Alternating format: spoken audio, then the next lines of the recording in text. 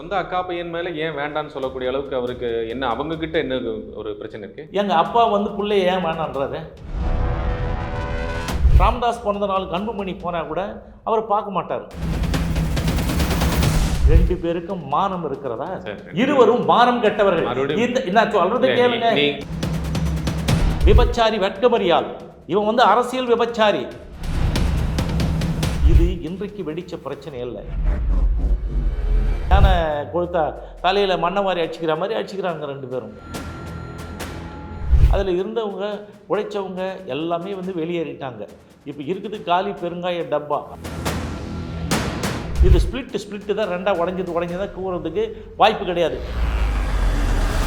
நீ ப்ராக்டிஸ் பண்ணக்கூடாதுன்னு சொல்கிறாங்களே. எந்த வேலை வெட்டியும் இல்லாத ஆளுக்கு எப்படி சார் இப்படி ஒரு தைலாவரம் தோட்டம் வரும்? வாங்கணும். உலகம் முழுக்க சொத்து வச்சிருக்கேன், இத்தனை லட்சம் கோடி. எப்படி? ராமதாஸே ஒரு 2 கார் அனுப்பி, ரவுடி பசங்களை அனுப்பி அந்த தாலி அங்கேயே அறுத்து போட்டு கடத்திட்டு வந்துடுறாங்க சுசிலாவை. உண்மையில 2 பேருக்கு என்ன பிரச்சனை? 2 பேருக்கு என்ன பிரச்சனை? சுசிலா தான் பிரச்சனை. இப்போது புதிய அறிமுகம் ஆச்சி ஹோட்டல் சாம்பார் 50 கிராம் ரூபாய் 20 மட்டுமே. SVC ஆதித்யா ராம் மூவிஸ் தயாரிப்பில் சங்கர் இயக்கத்தில் ராம் சரண் நடிக்கும் கேம் சேஞ்சர் ஜனவரி 10 முதல். வணக்கம் நேர்களே, இன்றைய நமது சிறப்பு நேர்காணலில் வன்னியர் கூட்டமைப்பின் நிறுவன தலைவர் திரு CN ராமமூர்த்தி அவர்களை சந்தித்து பல்வேறு விவகாரங்கள் குறித்து பேசியிருக்கின்றோம். வணக்கம். வணக்கம். என்ன பிரச்சனை திரு ராமதாஸ் அவர்களுக்கும் திரு அன்புமணி ராமதாஸும் மேடையில் பொது வெளியில் ஒரு டிஸ்டர்பன்ஸ் கிரியேட் பண்ணுற மாதிரி ஒரு இது தெரிகிற அளவுக்கு ஒரு பிரச்சனை வெளியே தெரிகிற அளவுக்கு நடக்கிறது இது முதல் முறை அப்படின்னு பார்க்குறாங்க. உண்மையில் 2 பேருக்கு என்ன பிரச்சனை? இல்லை, 2 பேருக்கு என்ன பிரச்சனை? சுசிலா தான் பிரச்சனை. இந்த சுசிலா யாருன்னு கேட்டால் ராமதாசனுடைய 2வது மனைவி. ஸோ இவங்க இதுவரையிலும் வெளி உலகத்துக்கு தெரியாமல் இருந்தாங்க. காந்திமதி அவங்க அம்மாவா? அன்புமணிக்கு அம்மா இல்லை, காந்திமதிக்கு அம்மா இல்லை. இது ராமதாஸ் வந்து அவங்களுக்கு அம்மாவாக இருக்கிறவங்க வந்து சரஸ்வதி. அது வேறு. அவங்க இந்த தோட்டத்தில் தான் இருக்காங்க 5 வருஷமாக. அவங்க வந்து ராமதாஸுக்கும் வந்து சரஸ்வதிக்கும் பேச்சுவார்த்தைலாம் இல்லை. அங்கே அவங்க ஒரு மூலையில் இருக்காங்க, இவங்க ஒரு மூலையில் இருக்கிறாங்க. இவர் வந்து கிளினிக் நடத்திட்டு இருந்தார்ல அந்த காலத்தில் முதல்ல. அப்போ வந்து இந்த சுசீலான்றவங்க வந்து அங்கே வந்து அந்த கிளினிக்கில் டோக்கன் கொடுக்குற வேலையை பார்த்தவங்க. அது என்னன்னு கேட்டிங்கன்னா, அது வந்து சுசீலான்றவங்க ஒரு 4வது படித்தவங்க. அதே திண்டிவனத்தில் கொஞ்சம் இவர் கிளினிக்கு தள்ளி அந்த அவங்க அம்மா வந்து பூர்ணிமா, இந்த சுசீலா அம்மா, ஒரு இன்டீரியரில் இருக்கிறவங்க. ஆமாம். எதுங்க? ஒரு ஊர் இல்லை, ஊர் உள்ள இல்லை, அது முனையிலே ஒரு இடத்துல இட்லி கடை போட்டு அந்த காலையில் ஆனால் இட்லி சுட்டு இந்த சுசீலாவை விற்றுட்டு வர சொல்லுவாங்க. அது வீடு வீடுக்காக போய் விற்றுட்டு வரும். அதுக்கப்புறம் எஞ்சிய நேரத்தில் வந்து என்ன பண்ணோன்னா அந்த கிளினிக்கில் இந்த டோக்கன் கொடுத்துட்டு அங்கேயே உட்காந்துட்ருக்கும். இப்படி அதனுடைய வாழ்க்கை இருந்தது. அதுக்கும் வந்து இது ஆன பிறகு அவங்களுக்கு வந்து அவங்க அம்மா பூர்ணிமா வந்து தான் பொண்ணுக்கு கல்யாணம் பண்ணி வைக்கணும்னு சொல்லிட்டு என்ன பண்ணுறாங்க, கல்யாணம் பண்ணி கொடுக்குறாங்க. எங்கன்னா திருவண்ணாமலைக்கு கல்யாணம் பண்ணி கொடுக்குறாங்க. கல்யாணம் காலையில் முடியுது. திருவண்ணாமலைக்கு புருஷன் வீட்டுக்கு அனுப்பி விட்றாங்க. ராமதாஸே ஒரு 2 கார் அனுப்பி, ரவுடி பசங்களை அனுப்பி அந்த தாலி அங்கேயே அறுத்து போட்டு கடத்திட்டு வந்துடுறாங்க சுசிலாவை. ஸோ அதுலேருந்து அவர் இங்கே பாதுகாப்பு கொடுத்து இவர் வச்சிட்ருக்காரு. அது வந்து இவங்களுடைய மிங்கிலாகி அப்படியே இருக்கிறாங்க. ஸோ இப்படியே வந்து அப்போ அவங்க எங்கே இருக்கிறாங்க சுசீலா? அவங்க அதே திண்டிவனத்தில் இருக்காங்க. தைலாபுரம் தோட்டத்திலையா? தைலாபுரம் தோட்டத்தில், திண்டிவனத்தில். தைலாபுரம் தோட்டம் வேறு இல்லை, அது வேறு. இது கிட்ட இருக்கும் பாண்டிச்சேரி. திண்டிவனம், அது விழுப்புரம். திண்டிவனம். ஆமாம். திண்டிவனத்தில் வந்து எங்கன்னா அவர் பரசுராமன், அவர் ராமதாஸ் முன்னாடி வீடு இருந்தார்ல, அந்த வீட்டில் பரசுராமன் இருக்கிறாரு. அதுதான் காந்திமதி. அங்கேருந்து பக்கத்தில் ஒரு 1.5 கிலோமீட்டருக்குள்ளே இது எம்எல்ஏ ஒருத்தர் இருக்கார். அவர் வீடுக்கு ஏற்ற மாதிரி ஒரு பெரிய பங்களா கட்டி கொடுத்துருக்கார் ராமதாஸ். அங்கே தான் அவங்க இருக்கிறாங்க. ஸோ இப்போவும் இருக்கிறாங்க. இப்போ என்னென்னா, அன்புமணிக்கு வந்து மாற்றி விட்டுட்டு இவரை கௌரவ தலைவர் ஆக்கி விட்டாங்க இல்லைங்களா, ஜிகே மணியை. அப்போ ஜிகே மணி பையனுக்கு வந்து என்ன பண்ணுறாங்க, மாநில இளைஞர் சங்க தலைவர் பதவி கொடுக்குறாங்க. ஒரு 100 கோடி ரூபாய் வாங்கிக்கினாங்க. எல்லா காசும் அவங்க தான் வாங்குவாங்க. தமிழ்குமரனுக்கு அவங்க கொடுத்துட்டு பதவி சொன்னாங்க. இவங்க சொன்ன உடனே அவங்க வாங்கிட்டா நீங்கள் போடுன்னா போடுவாங்க. அது போட்டார். போட்ட உடனே அவருக்கு வந்து ரொம்ப நெருக்கடி கொடுத்து, அன்புமணி நான் வச்சிருந்த பதவி யாருக்கு கூடாது. அது என்ன சென்டிமெண்ட்டாக என்ன பார்க்குறாருன்னா, நான் இளைஞரணியில் இருந்தேன், அடுத்தது நேராக தலைவராகிட்டேன்.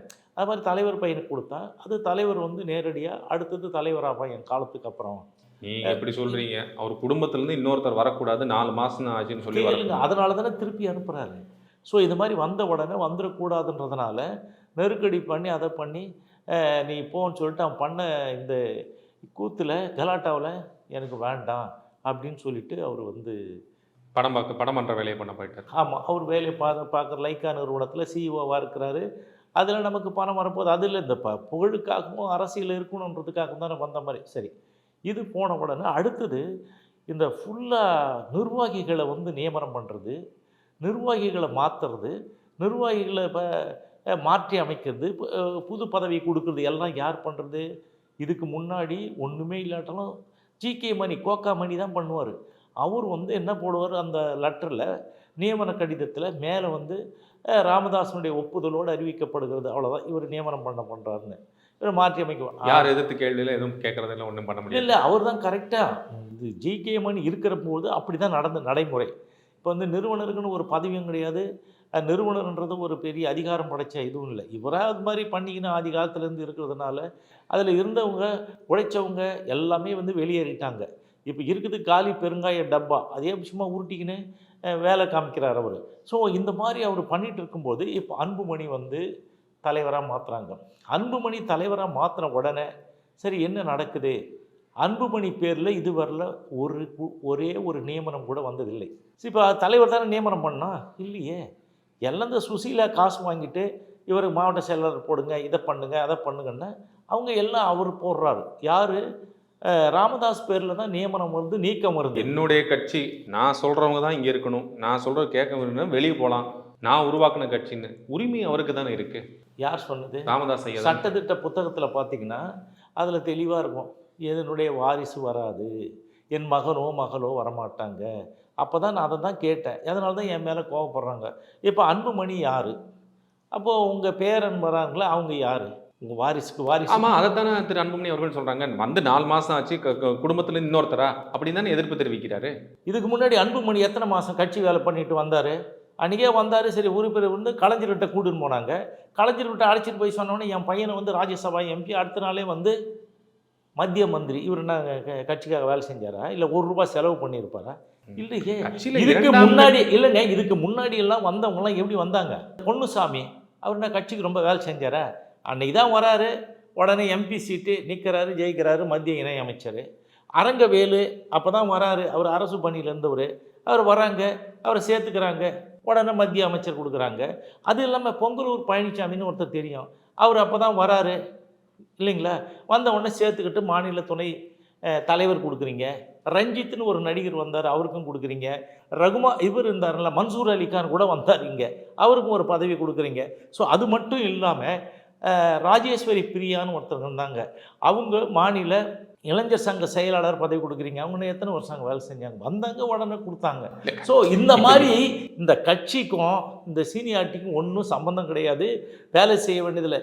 இன்னும் போனால் வினோபான்னு ஒருத்தர் பேட்டியெல்லாம் கொடுப்பாரு, அவர் என்ன வராரு, உடனே எங்கே கொடுக்குறீங்க? எம்எல்ஏ சீட்டு தேர்தல் நிற்கிறதுக்கு போட்டிடுறதுக்கு வாய்ப்பு கொடுக்குறீங்க. ஸோ இது எல்லாமே அதெல்லாம் ஒன்றும் இல்லை.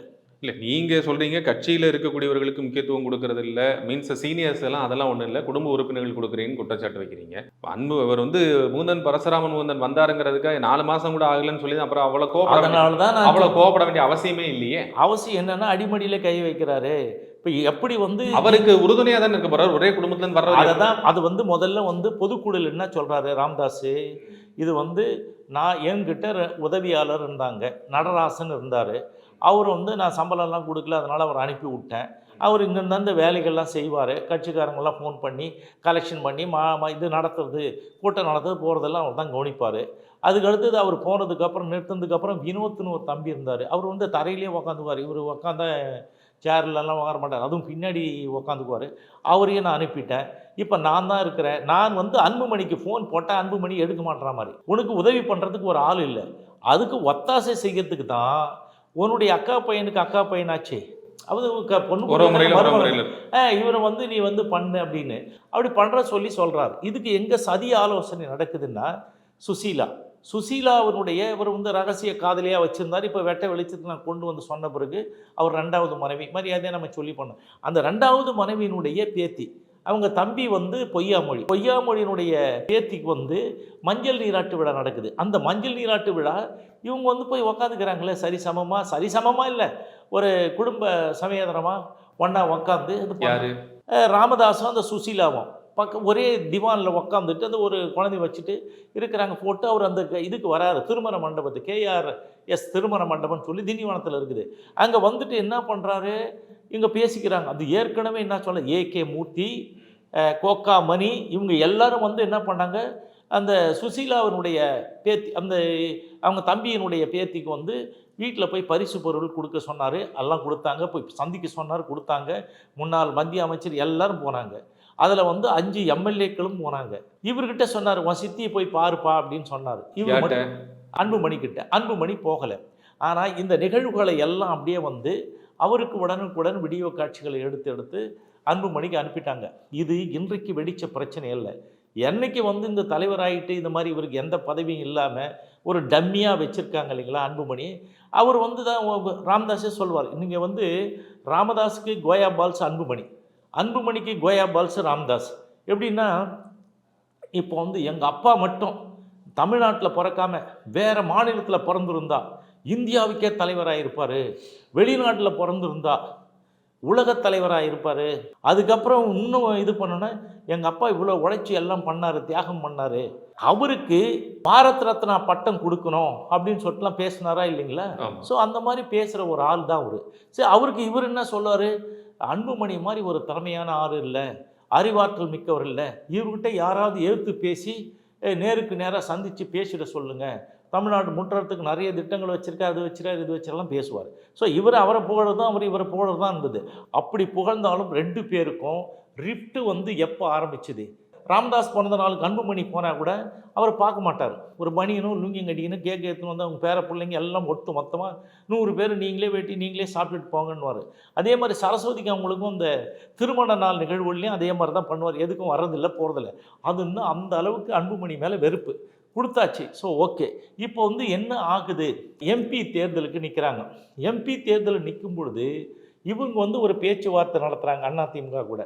அதே நேரத்தில் அன்புமணி வந்து ஒரு பேச்சுவார்த்தை நடத்துகிறாங்க பிஜேபி கூட நடத்துறதுக்கு என்ன காரணம்னா, இவர் பேரில் இருக்கிற வழக்குகள் மேலே தொங்கிட்டு இருக்குல்ல. என்னைக்கு ஒன்றாலும் CBI கொஞ்சம் இனிஷியேட்டிவ் பண்ணான்னா டைரக்டரேட் ஆஃப் என்ஃபோர்ஸ்மெண்ட் என்ன பண்ணோம், நோட்டீஸ் கொடுத்து ஆளை பிடிச்சுமே திகார் ஜெயிலில் போட்டுரும். அதுக்கப்புறம் என்கொயரி மீதிலாம் இப்போ இது வந்து இல்லை கேளுங்க. அதனால் அவர் என்ன சொல்கிறாரு, நீ மட்டும் இங்கே கூட்டணி வச்சிட்டீங்கன்னா நான் திகார் ஜெயிலில் இருப்பேன், எனக்கு வந்து எனக்கு இது வேணும், அவமானம் வேறு, ரெண்டாவது வந்து நான் எப்படி இருக்க முடியும், அதனால் நீங்கள் இதுக்கு தான் வரணும்னு சொல்லிட்டு ஒரு பக்கம். இவர் என்ன செஞ்சார், CV சண்முகத்தோட பேசிட்டு அந்த பொட்டிலாம் வாங்கிக்கிட்டு ஒரு 500 கோடி வாங்கி அந்த வாங்குறதுக்கு பேசுறதுக்கு எல்லாம் இனிஷியேட்டிவ் எடுத்து பண்ணது சுசீலா. அந்த சுசீலா தான் சொல்லுவாங்க, CV சண்முகத்தை ஃபோன் பண்ணி ஒரு 15 தடவை பார்த்தார் இல்லையா, ஒவ்வொரு தடவையும் அவங்க தான் ஃபோன் பண்ணி சொல்லுவாங்க, போங்க நீங்கள் அங்கே போங்க, அவர் போய் பாருங்க அப்படின்னு. அவர் போனவுடனே ராமதாஸ் இதில் யாரும் இல்லை, நிர்வாகிகள் மற்ற PAலாம் யாரும் இல்லை. அங்கே நாய் மேய்க்கிறதுக்கு ஒருத்தர் இருக்கான், நிறைய நாய்ங்க இருக்குது, குக்கு இருப்பாங்கல்ல, அவனை சொல்லிட்டு ஒரு சின்ன பையன் வந்திருப்பான் குள்ளமாக, அவனை கூப்பிட்டு வரணுமார். யாரை, அந்த CV சண்முகத்தை. ஸோ அவரை, ஏன்னா ஏற்கனவே CV சண்முகம் தான் அவன் குடும்பம் இவங்க பசங்கள்லாம் தான் போய் அட்டாக் பண்ணி அவன் சொந்தக்காரனை வெட்டி அங்கே கொண்டாங்க இல்லைங்களா, முருகானந்தத்தை. அவர் வந்து CV சண்முகம் அந்த காருக்குள்ளே பூந்து ஏதோ உயிர் தப்பிச்சார். ஸோ அவரே வந்து இதுக்காக போய் பேசி கீசி எல்லாம் பண்ணார். பணமும் கொடுத்துட்டாங்க. பணம் கொடுத்துட்ட பிறகு என்ன ஆகுது, யார் பணம் கொடுத்தாங்க, CV சண்முகம் அதிமுகலேருந்து. அதிமுக இருந்து பாமக கொடுத்துருக்காங்க. ஆமாம், அது எப்பயுமே வாங்குறது வாங்கிட்டாங்க. அதனால் 500 கோடி அது வந்து சுசீலா கிட்ட போயிடுது. AK மூர்த்தி தான் வாங்கி அங்கே கொண்டு போய் கொடுக்க சொன்னாங்கன்னு அவங்க கொடுத்துட்டாங்க. ஸோ இப்போ இந்த பணம் அங்கே போயிடுது, அவங்களுக்கு பதில் சொல்லணும்.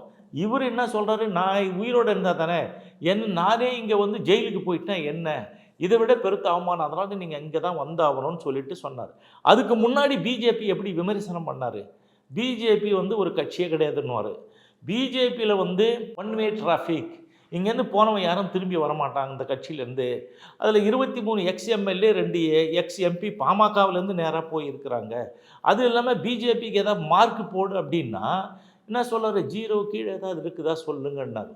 பாரதிய ஜனதா கட்சி வந்து ஒன் வே டிராஃபிக் மாதிரி போனவங்க யாரும் திரும்புறதில்லைன்னு சொன்னது இல்லாமல் கூட்டணி வச்சவொன்னே என்ன சொல்கிறாரு, நாங்கள் தேசிய நலன் கருதி கூட்டணின்னு மாற்றிக்கினாரு. சொந்த அக்கா பையன் மேலே ஏன் வேண்டான்னு சொல்லக்கூடிய அளவுக்கு அவருக்கு என்ன, அவங்க கிட்ட என்ன ஒரு பிரச்சனை இருக்கு? எங்கள் அப்பா வந்து பிள்ளைய ஏன் வேணான்றாரு, அன்புமணி நீ போ, நீ வெளியில் ஏன் கட்சி நீ போ, நீ ஏன் சொல்கிறாரு? சொந்த பையன் தானே. அவர் வளர்த்த கட்சி சொல்றதை கேட்க மாட்டேன், ஏன் நான் சொல்றது தான் கேட்கணும்னு சொல்லும்போது அப்புறம் கேட்காம தலைவரே நான் சொல்றது நீ கேட்க வேணாவா? அதுவும் கேட்பார்ல. உங்களுக்கு நல்லா தெரியும், வன்னியர் சங்கத்தை பொறுத்தளவுக்கு சரி அல்லது அந்த பாமக கட்சியை பொறுத்தளவுக்கு சரி, திரு ராமதாஸ் அவர்கள் என்ன சொல்கிறார்களோ அதை கேட்கறது தானே இன்னும் இருக்கிறாங்க. எல்லாம் இப்படி தான் இது வரைக்கும் அதான் நடைபெற்று. அப்படிலாம் ஒன்றும் இல்லை. இயற்கையாக அவனுக்கு இந்த சமுதாயத்தின் மேலே இருக்கிற பற்றுதல், இவர் போய் ஊரில் அந்த நேரத்தை தேர்தல் நடத்த வன்னியர்ப்பா நாங்கள் எதாவது பண்ணுங்க அப்படின்னு சொல்லிட்டு கேட்கறதுனால பண்ணுறாங்க. இப்போ சரிங்க 3 கோடி பேர் இருக்கான், என்னாச்சு நீ கட்சி நடத்துகிற, நீ வந்த பிறகு என்னாச்சு? கட்சி சரிவை நோக்கி தானே போகுது. கட்சி இன்றைக்கி அங்கீகாரம் போனது எப்படி? ஓட்டு வங்கி மேலே போய்கிட்டே இருக்குதா? ஓட்டு வங்கி கீழே இறங்கி ஒன்றும் இல்லாத நிலை எட்டிய பிறகு அப்புறம் என்ன, அதனுடைய சின்னம் பறிபோகுது, அங்கீகாரம் பறிபோகுது. அந்த கோபம் திரு அன்புமணி, அந்த கோபம் இல்லை, ஒன்றுமே இல்லை, உருப்படல. நிறைய பேர் என்ன நினச்சா, ராமதாஸ் இருக்கிறவங்க ஏதோ இந்த கட்சி உருட்டின்னு இருப்பார், அன்புமணி கிட்ட வந்ததுன்னா இந்த கட்சியே க்ளோஸ் அப்படின்னு சொல்லிட்டு இருந்தாங்க. ஆனால் இவரே அழிக்கிறாரு, ராமதாஸே கட்சி அழிக்கிறார். அதுக்கு அடிப்படை காரணம் என்னன்னா, அந்த சுசீலா என்றவங்க அவங்க செய்கிற சதி, இவங்களை பொறுத்தவரை அது சதி. ராமதாஸ் அவர்கள் இருந்த போதும் செகண்ட் லைனில் இருக்கக்கூடிய ஆட்களை எல்லாம் உருவாக்கினார். திரு குரு உருவாக்கினார், ஏகே மூர்த்தி அவர்கள் வந்தார்கள், அதே போல அருண்மொழிவர்மன், இப்படி நியமனம் சரி அடுத்த கட்ட 2ஆம் கட்ட தலைவர்களை உருவாக்கக்கூடியவர்களை உருவாக்கி அவர்களுக்கு மத்திய அமைச்சர் பொறுப்பு கொடுத்து இந்த மாதிரி பொறுப்புகளை நோக்கி வன்னியர் சங்கத்தினா குருவுக்கு, அதே போல அரசியல் நோக்கினா அரசியல் போது நீங்களே நிறைய பேர் பெயர்கள் சொன்னீங்க, அவங்கெல்லாம் எம்பி இருந்தாங்க, மத்திய இணை. அதனால தாங்க இவர் கேட்குறாருல, 4 மாதத்துக்கு தானே வந்தது, ஏன் மாத்துறீங்க? அவர் தகவல் தொழில்நுட்ப அணியினுடைய செயலாளர், மாநில செயலாளர் இருந்தார், அவருக்கு எப்படி கொடுக்கலான்னு கேட்குறாரு. என்ன எக்ஸ்பீரியன்ஸு? நான் என்ன சொல்கிறேன், இவங்க வந்தவங்களாம் யாருக்கு எந்த எக்ஸ்பீரியன்ஸும் இல்லையா? யார் தலைவர்னா நான் ரொம்ப கஷ்டப்பட்டா வந்தாங்க? நீங்கள் காடுவெட்டி குரு எப்படி வந்தார்? நீங்கள் சொல்லுங்கள், மற்றவங்களாம் எப்படி வந்தாங்க? யார் அன்றைக்கி வருவாங்க உறுப்பினர், அடுத்த ஒன்று அவர் கொடுத்துட்டாரு. அந்த மாதிரி தான் கொடுத்துட்ருக்காங்க. இப்போ ஏன் இவனுக்கு மட்டும் கொடுக்க மாட்டேற அப்படின்னா, இந்த இளைஞரணியில் ஏன் ஏற்கனவே ஒரு அட்டம்ப்ட் நடந்திருக்குல்ல. இப்போ நீ கௌரவ தலைவராக ஆகும்போது என்ன நடந்தது? சரி நீங்கள் தலைவராக இருக்க, கௌரவ தலைவர் நீ இருப்பா, உன் பையனுக்கு நாங்கள் தரோம்னு சொல்லி பேச்சு தானே அவர் கொடுத்தீங்க. அப்புறம் அவங்க பையனுக்கு கோகாமணி பையனுக்கு தமிழ் குரனுக்கு கொடுத்த உடனே எதுக்கு காசு வாங்கின்னு கொடுத்துட்டு அவனை அனுப்பி விட்டீங்க? அந்த பதவியில் வந்தவன் அடுத்தது கட்சிக்கு தலைவராகிடுவான் அப்படின்ற ஒரு ராங் நோஷன் தானே அவருக்கு, அன்புமணிக்கு. சரி, அதே மாதிரி தானே இப்போவும் சொல்கிறாரு, அவங்க சொந்தம் தான். இன்னொரு விஷயம் என்னென்னா, இந்த சுசீலா இருக்கிறாங்களா அவங்களுக்கும் இவர் ராமதாஸுக்கும் அவருக்கு அவங்க தாத்தா, இவங்க சின்ன பாட்டி, இந்த சின்ன பாட்டிக்கும் நல்ல நெருக்கமாக இருக்கிறவன் முகுந்தன். அவர்கிட்டையும் போவான், இங்கேயும் போவான், டெய்லி. இது இல்லை, இத்தனை வருஷமாக 2 பேருக்கும் அங்கே போயிட்டு ஏதாவது சொல்கிற வேலையை செய்வா மாதிரி, அவர் சொல்கிறத செய்வா மாதிரி, இவங்கள 2 பேருக்கும் இணைப்பு பாலமாக இருக்குது. 2வது ராமதாஸ் நிறைய பைபாஸ் பண்ணதுலேருந்து ஆப்ரேஷன் ஹாஸ்பிட்டல் கூட்டும்போது சுசீலா தான் பார்த்துப்பாங்க கூடவே இருந்து. அதுக்கெல்லாம் ஏற்பாடு பண்ணி கொடுக்குறது முகுந்தன். அவ்வளவு இப்போ இல்லை, அவங்களுக்கு நிறைய பேர் சொத்துலாம் பிரித்து ஏகப்பட்ட பேர் தனித்தனியாக கொடுத்துட்டாங்க. சரி, இப்போ காந்திமதிக்கு இப்போ துபாயில் இருக்கிற நிறுவனங்கள், துபாயில் இருக்கிற மிகப்பெரிய மால் அதெல்லாம் யார் நிர்வாகம் பண்ணுறது? முகுந்தன் தான். இப்போ கூட போனாங்க இல்லைங்களா, ஒரு ஃப்ளைட்டில் தனியாக மொத்தமாக போனாங்க, ஒரு 100 பேர்கிட்ட போயிட்டு ஒரு 10-15 நாள் இருந்தாங்க. அதுங்களாம் எவ்வளோ செலவாகும்? இப்போ அங்கே போய் என்ன பேசுனாங்க? பசுமை தாயகத்தை பற்றி பேசுகிறாங்க. அங்கே போய் என்ன பேசுகிறாங்க? கிளைமேட் சேஞ்சை பற்றி பேசுகிறாங்க. அது என்ன மாதிரி ஊர்? அது அந்த ஊரில் என்ன எடுக்கிறாங்க? குரூட் ஆயில் எடுக்கிறாங்க. ஸோ அங்கே போய் இவங்க சும்மா சார் நிறைய பணம் கொழுத்து போய் கிடக்குது, அது மாதிரி அந்த வேலை பண்ணுறாங்க. சரி, போயிட்டு வந்த உடனே சரி அவங்களுக்கு சேஃப்டி பண்ணியாச்சு. அதே மாதிரி இவர் இருக்கார்ல ஏகே மூர்த்தி, அவருடைய பொண்ணு கவிதாவுடைய அவர் இந்த பையனுக்கு கல்யாணம் பண்ணி கொடுத்துருக்காங்க. அவர் என்ன சொல்ல, எனக்கும் எந்த பதவியும் இல்லை, நானும் சும்மா இருக்கிறேன், சொல்கிற வேலையை செஞ்சுட்ருக்கேன், பரவாயில்ல, ஏன் மருமகனுக்காவது கொடுன்னு அவரும் நிர்பந்தம் பண்ணுறார். அந்த பொறுப்பு இப்போ இளைஞரணிக்கு போறதுக்கு வாய்ப்பு இருக்கு. அப்போ இல்லை, அதெல்லாம் கொடுக்க மாட்டார் அவர். அப்படி இல்லை, சுசீலா சொல்லணும்ல. சுசீலா அவங்களுக்கு குழந்தைகள் இருக்காங்களா? இல்லை, இதை தத்து எடுத்து வளர்க்குறாங்க அவங்க தம்பி பசங்களை. ஸோ அதனால் அவங்களுக்கு இல்லை. அவங்களுக்கு இப்போ என்னென்ன சார், இந்த காசு ஃபுல்லாக அவங்க வச்சுருக்காங்க, இந்த பணத்தை ஃபுல்லாக 3-4 மாவட்டத்தில் வட்டிக்கு விடுறாங்க. இந்த ஷேடுங்களை வச்சுட்டு வட்டிக்கு விடுறாங்க. எதுனாது கடலூர், கள்ளக்குறிச்சி, விழுப்புரம் அந்த மாதிரி மாவட்டங்களில், அது பழைய தென்னார்காடு மாவட்டம் ப்ளஸ் பாண்டிச்சேரி. ஸோ அவங்க வசூல் பண்ணி வர்றதை வச்சுட்டு பண்ணுறாங்க. ஸோ இவங்க தான் ஏற்கனவே நிர்வாகமே பண்ணாங்க. இப்போ ராமதாஸ் இந்த கல்யாணம் பண்ணி துரத்தி விட்டு இழுத்துன்னு வந்தார்ல, அதுக்கப்புறம் இந்த கிளினிக்கில் பரசுராமன் தான் பார்த்துக்கினாரு. இப்போ பரசுராமன் பாசும்போது பரசுராமன் பசங்களெல்லாம் கூட ஸ்கூலுக்கு அனுப்புறது வர்றது கூட்டின்னு வர்றது அந்த வேலைகளுக்கு மற்றவங்களுக்கு காருக்கு டீசல் போடுறது அதை பார்க்குறது அந்த காலத்துலேருந்து அவங்க தான் பார்க்குறாங்க. ஸோ அவங்களுக்கு வந்து இவங்க எல்லாருக்கும் தெரியும். ஆனால் வெளியில் யாரும் அதை பற்றி சொல்கிறதில்ல. சுசீலான்றது நான் சொல்லி தான் வெளியே வந்தது, எனக்கு தெரியும், ஆதி காலத்தில் இருந்திருக்கு, அதனால் நம்ம சொல்கிறோம். ஸோ இப்போ வந்து அவங்களுக்கு வந்து வெர்டிக்கல் ஸ்பிரிட் ஏங்க. இப்போ வந்து இது வந்து ஆரம்பத்துலேருந்து அந்த தகராறு இருக்குது. சரி இல்லைன்னா அவர் வந்து நீ போ, நான் உன்னை சேர்க்க மாட்டேன், யாரையாவது அந்த மாதிரி சொல்லிட்டு அப்புறம் என்ன பண்ணுறாரு, அவர் கையை காலெல்லாம் வச்சுக்கிறாரு, மைக்கை தூக்கி போடுறாரு. இது கேட்குறேன். எழுந்து உடனே பனையூரில் எனக்கு அலுவலகம் இருக்குது 3வது தெருவில், அதுனா ஒரே நாளில் 1 நிமிஷத்தில் அலுவலகம் கட்டிட முடியுமா? இல்லை அலுவலகம் வாடகைக்கு தான் வாங்க முடியுமா? புதுசாக அலுவலகம் திறந்திருக்கேன்னு சொல்கிறாரு. இல்லை புது அலுவலகம் எப்படி, எதுக்கு?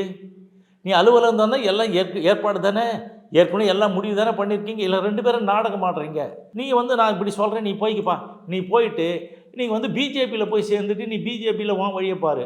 நான் தனியாக பொட்டி வாங்குறதுக்கு அதிமுக கூட ஏற்கனவே வாங்கின கமிட்மெண்ட்டை நான் ஹானர் பண்ணுறேன். நீங்கள் வார்டு பொட்டி வாங்குறேன், 500 கோடி வாங்குறேன், நீங்கள் வார்டு இப்படி சொல்லிட்டே போனீங்கன்னா என்ன சார்? இல்லை ராமதாஸ் வந்து சத்தியசீலருங்க, அவர் சத்தியம் பண்ணியிருக்கிறாரு. பொட்டி வாங்குறதா நான் பொழப்பு. நாங்களாம் போனால் எல்லாம் பொட்டி பார்ட்டி வருதுன்னு சொல்கிறேன் சார், கேவலமாக.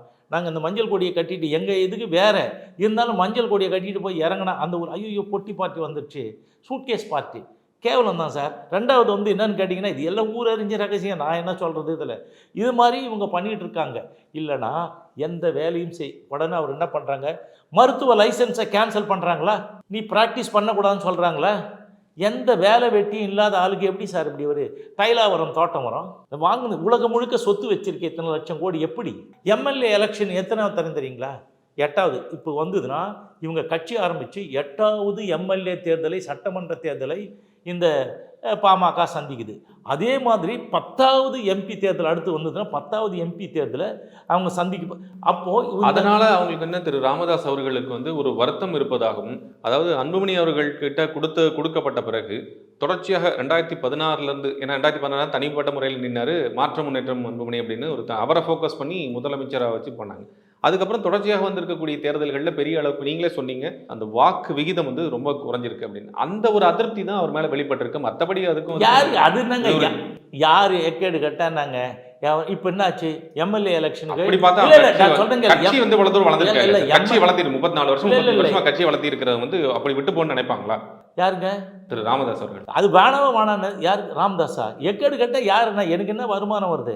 எங்க ஊர் உலகத்தில் இருக்கும் எல்லாம் காசு கொடுத்து மொத்தமாக எல்லாம் வந்து வன்னியர் இதுன்னு சொல்லிட்டு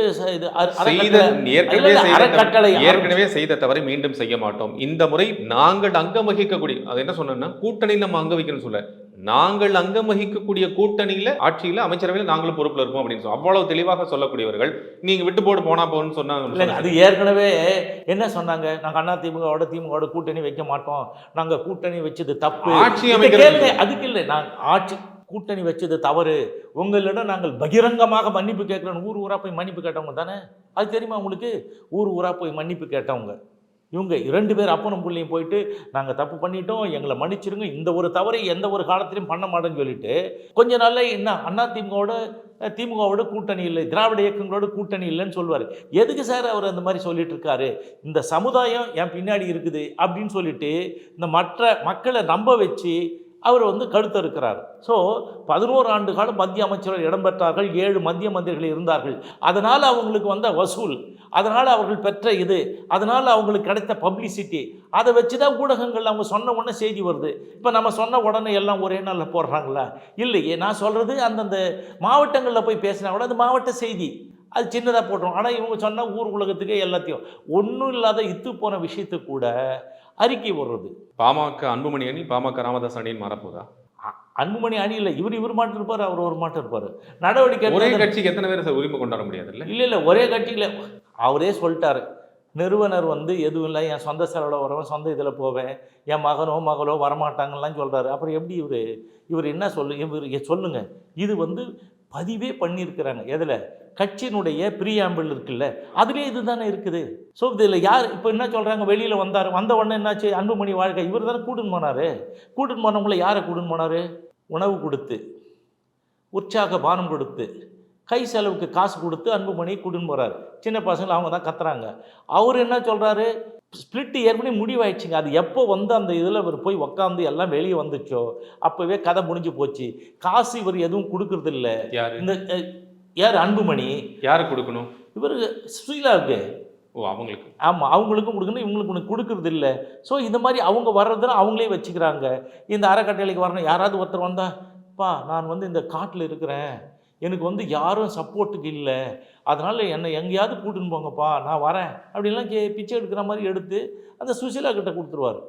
அது சுஷீலா தான் வச்சு நிர்வாகம் பண்ணுது. இப்போ அதனால் வந்து என்னன்னு கேட்டிங்கன்னா, அப்பாவுக்கு பிள்ளைங்க 2 வருஷமாக பேச்சுவார்த்தை கிடையாதுங்க. அந்த அன்புமணியினுடைய ஒய்ஃபு போய் அந்த சரஸ்வதியை பலார் 2 விட்டுருச்சு. அதுக்கப்புறம் தான் அந்த இதெல்லாம் ஆப்ரேஷன்லாம் நடந்தது.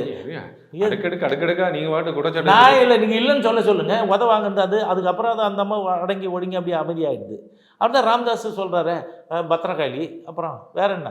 ஸோ இதெல்லாம் வந்து குடும்பத்தில் பிரச்சனை நடக்கலாம் சார். ஆனால் நமக்கு என்னன்னு கேட்டிங்கன்னா, பாட்டாளி மக்கள் கட்சி போயிடுச்சு.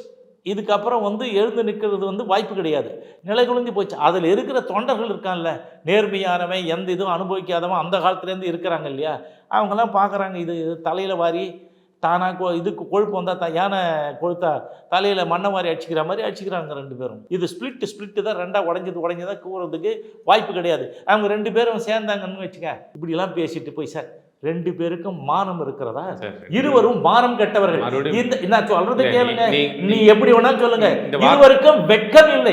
வெட்கம் இல்லாத பாருங்க, நான் இன்னும் நீங்க எடிட் பண்ணுங்க, மியூட் போட்டுங்க, அது பிரச்சனை இல்லை. இப்போ வந்து விபச்சாரி வெட்கமறியால், இவன் வந்து அரசியல் விபச்சாரி, வியாபாரி ராமதாஸ், கூச்சநாச்சின் இல்லாத ஆளு. இப்போ என்ன பேசுறோம், குடிகாரன் பேச்சு பொழுது வண்டியா போச்சுன்னு சொல்லுவாங்க. ராமதாஸ் பேச்சு அப்போவே போச்சு. இப்போ எதை பேசுகிறேன், ராமதாஸ் மாதிரி பேசாதங்கிறான். நான் என்ன சார் பண்ணுறது? ஊர் உலகத்தில் நடக்கிறத நீங்கள் பாருங்கள், கேளுங்க. நான் மீண்டும் சொல்கிறேன், இது வந்து ஒரு முடிவுக்கு.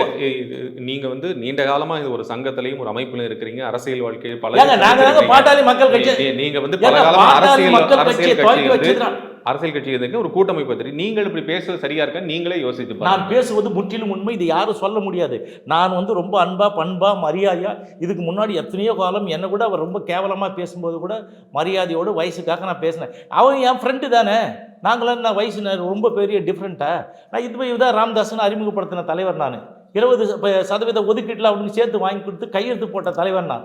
அப்போ நான் வந்து என்ன, நான் பேசாமல் யார் பேசுவாங்க, யார் கேட்க முடியும்? நீங்கள் கேட்கறது தப்பு இல்லை, ஆனால் அந்த ஒரு முறை இருக்குல்ல, அதை தவிர சொல்கிறீங்களோ? என்ன முறையில் நான் என்ன பண்ணுறது? நியாயமானவங்கள்ட்ட நியாயமாக சொல்லலாம்.